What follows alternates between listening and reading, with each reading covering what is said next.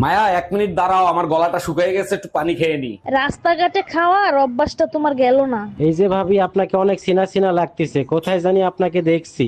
এই দেখো তো, এই লোকের মাথা খারাপ হয়ে গেছে নাকি? আমারে কোথায় দেখবে? দেখতেই পারে ভাই, আপনি রাতের বেলা ভূত পেত্রীর স্বপ্ন দেখেন না, ওখানেই দেখছেন। হ্যালো বেবি, আমি ফুলের দোকানে চলে আসছি, তোমার জন্য গোলাপ ফুল কিনে নিয়ে আসি। না বেবি, গোলাপ ফুল কিনো না, বাসায় নিলে সন্দেহ করবে। এটা অবশ্য তুমি ঠিক বলছো, তাইলে তুমি বলে দাও কি ফুল কিনে নিয়ে আসবো। এমন ফুল কিনে নিয়ে আসো যা বাসায় নিলে কেউ সন্দেহ করতে না পারে। অরুণ ভাই, আপনি এক কাজ করেন, ফুলকপি কিনে নিয়ে যান। এই শোনা, আমি দোকানে গেলাম, সাবধানে থাইকো আর নিজের খেয়াল রাখো। আচ্ছা শোনো না, আমার না ঘরে একা একা থাকতে ভয় লাগে, কিছু একটা করো না। আচ্ছা ঠিক আছে, বেশি ভয় লাগলে পাশের বাড়ির ভাবিরে ডাইকে আইনো। এইটা কি কোনো কথা বললা? ভাবির ঘরে কাজ কাম নাই, ভাবিরে বললেই ভাবি চলে আসবে? অবশ্যই আসবে, তুমি বাপের বাড়ি গেলে ভাবিরে ডাকলেই তো চলে আসে। আরে অরুণ ভাই, অনেকদিন হয়েছে আপনি লাইভে আসেন না, আপনার শরীর ভালো আছে তো? ভাবি শরীর ভালো আছে, আমি আর কোনোদিন লাইভে যাব না। কেন লাইভে যাবেন না? কি হয়েছে? লাইভে কি কেউ আসে না?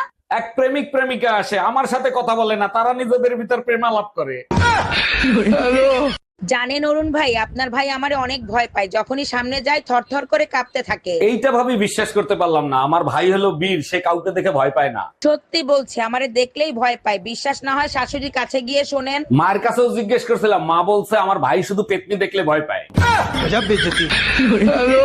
আচ্ছা তোমার সমস্যা কি? মানুষ হিসাবে দাম না দাও, স্বামী হিসাবে তো দাম দাও। বিয়ে করে বাপ মা ছাড়ে আইছি, শ্বশুর শাশুড়ি পাইছি, ভাই বোন ছাড়ে আইছি, দেবর ননদ পাইছি। সবকিছুই তো আমার জন্য পাইছো, তাহলে আমারে কেন মূল্যায়ন করো না? তোমাকে পাওয়ার জন্য কোনো কিছু ছাইরে আসি নাই, ফ্রি পাইছি। জানো তো, ফ্রি জিনিসের কোনো মূল্য হয় না।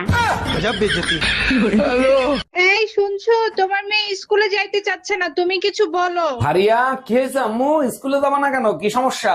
আব্বু, আমার নাক বন্ধ হয়ে আছে, তাই আমি স্কুলে যাব না। নাক বন্ধ তাতে কি হয়েছে? স্কুল তো খোলা আছে, স্কুলে যাও, নাক খুলে যাবে। আচ্ছা আব্বু, শীত আসলে রাতে নাক বন্ধ হয়ে যায় কেন? রাতের বেলা তো মুখ বন্ধ থাকে, যাতে মশা না ঢুকতে পারে, তার জন্য নাক বন্ধ থাকে।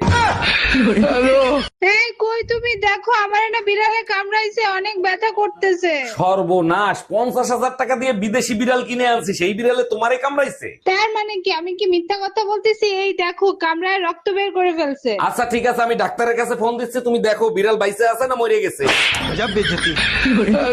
এই মায়া, সকাল থেকে কি ছাগলের মতো চাবাচ্ছ? কথাবার্তা ভালো করে বইলো। আমলকি খাচ্ছি, আমলকি খাইলে শরীরের রক্ত পরিষ্কার হয়। তোমাদের শরীরে তো দূষিত রক্ত, আমলকি খাইলে কি পরিষ্কার হবে? তাই নাকি? আর তোমাদের শরীরে তোর উত্তর রক্ত, ওইটা পরিষ্কার হবে, তাই না? পরিষ্কার হোক বা না হোক, দিন রাত 24 ঘন্টা খাও তো সেই কুত্তার রক্তই।